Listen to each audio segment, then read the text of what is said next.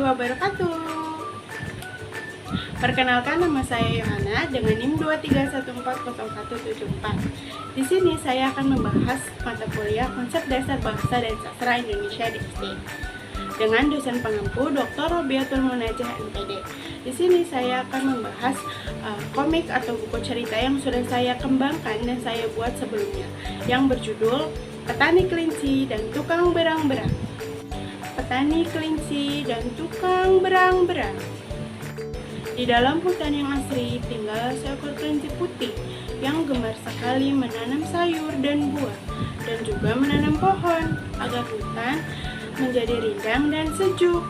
Namun di suatu pagi ketika kelinci hendak memanen sayuran hijaunya, ia dikejutkan dengan kebunnya yang rusak, banyak pot yang terguling dan tanaman yang patah dan berserakan. Kenapa jadi seperti ini? Apa yang terjadi? Kata kelinci. Kelinci pun nampak kesal. Ia menemukan jejak langkah asing yang mengarah ke arah sungai, tapi ia tidak menemukan seekor hewan pun. Pada malam harinya, terdengar suara krak, krak, krak. Hei, apa yang kau lakukan? Kau perusak tanamanku, kata kelinci. Oh, maafkan aku tidak sengaja dan aku tidak tahu kalau pohon ini milikmu. Sungguh, maafkan aku, kata berang-berang. Singkat cerita, mereka pun saling berkenalan dan ternyata berang-berang adalah pendatang baru di sini. Ia sedang mencari kayu untuk membangun rumahnya. Namun tanpa disengaja, ia merusak tanaman kelinci. Baiklah, karena kamu pendatang baru di sini, aku maafkan. Lain kali jangan seperti itu ya, kata kelinci. Keesokan harinya, ini mereka pun menjadi sahabat. Kelinci mengajari berang-berang menanam pohon di sekitar sungai agar tidak banjir. Dan berang-berang juga mengajari kelinci membuat bendungan sungai. Dan ia juga membuatkan jembatan agar bisa jalan-jalan ke seberang dan menanam pohon bersama di sana. Tokoh petani kelinci dan tukang berang-berang. Sinopsis: seekor kelinci yang gemar sekali menanam sayur, buah, dan juga pohon. Dan seekor berang-berang yang tiba-tiba datang dan merusak tanamannya tanpa sengaja. Dan akhirnya kelinci pun memaafkan dan mereka pun kini menjadi sahabat. Di sini saya akan membahas kelebihan dan kekurangan dari komik atau buku cerita yang saya kembangkan dan saya buat tadi. Kelebihan dari komik atau yang saya kembangkan tadi, yang pertama adalah menarik perhatian siswa.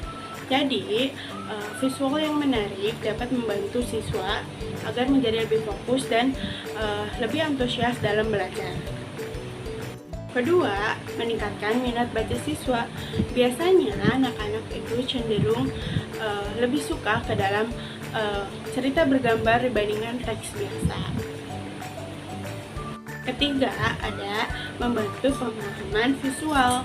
Nah, ilustrasi juga dapat membantu siswa dalam belajar dengan lebih baik. Yang keempat atau yang terakhir, meningkatkan interaksi dan diskusi. Jadi misalnya meningkatkan interaksi dan diskusi itu, misalnya guru atau penulis itu mengajak siswa untuk mendiskusikan bagaimana alur ceritanya, karakternya, dan pesan moral yang ada dalam cerita tersebut. Selanjutnya ada kekurangan. Nah, kekurangan yang pertama itu ada keterbatasan materi ringan. Nah, keterbatasan materi ringan ini jadi di dalam cerita tadi itu tidak membahas secara kompleks, sehingga kurang cocok untuk dipelajari lebih mendalam. Jadi cerita yang sudah saya kembangkan itu hanya untuk kelas rendah saja. Kedua itu ada keterbatasan inti. Nah, keterbatasan inti ini alur cerita yang singkat. Terus yang ketiga ada ketergantungan pemahaman visual. Nah, ketergantungan pemahaman visual ini anak-anak itu hanya dominan ke gambarnya saja, tidak melihat isi atau pesan moral yang ada dalam cerita tersebut. terus ada bahasa yang tidak formal. Nah, di sini saya sudah membahas tentang kekurangan dan kelebihan dari cerita komik yang berjudul Petani Kelinci dan Tukang Berang-Berang. Selanjutnya saya akan membacakan atau ringkasan materi tadi yang sudah saya bacakan. Jadi kesimpulannya adalah penggunaan media komik atau buku cerita sebagai media pembelajaran di SD itu sangat efektif karena untuk meningkatkan minat baca siswa, meningkatkan pemahaman bahasa secara kontekstual dan memperkaya kosakata.